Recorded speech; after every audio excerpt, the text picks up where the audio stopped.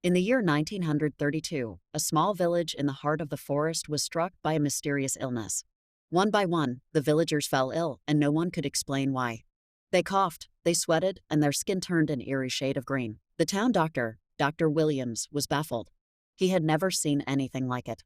Despite his best efforts, the illness spread rapidly, and soon the entire village was infected. The sick lay in their beds, moaning in pain, their eyes glazed over with fever. As the days went by, the illness grew worse, and the villagers began to die. The death toll rose, and the town was consumed by fear.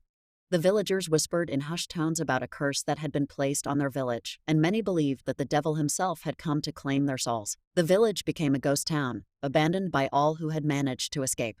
The only sound that could be heard was the sound of the sick coughing and the mournful howling of the wind. Dr. Williams, determined to find a cure, searched the forest for any clues.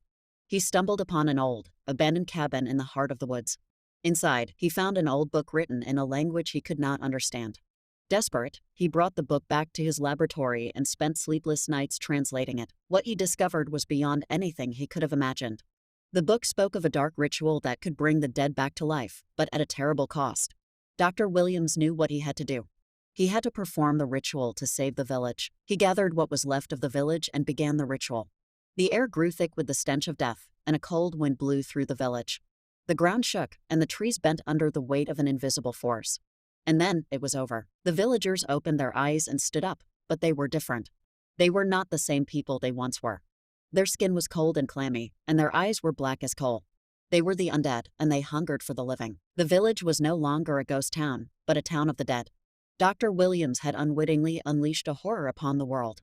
The undead villagers roamed the forests, seeking out their next victim. To this day, the village remains untouched, a testament to the dark powers that lurk in the forest. And the legend of Dr. Williams and the cursed village lives on, a warning to all those who dare to tamper with the forces of darkness.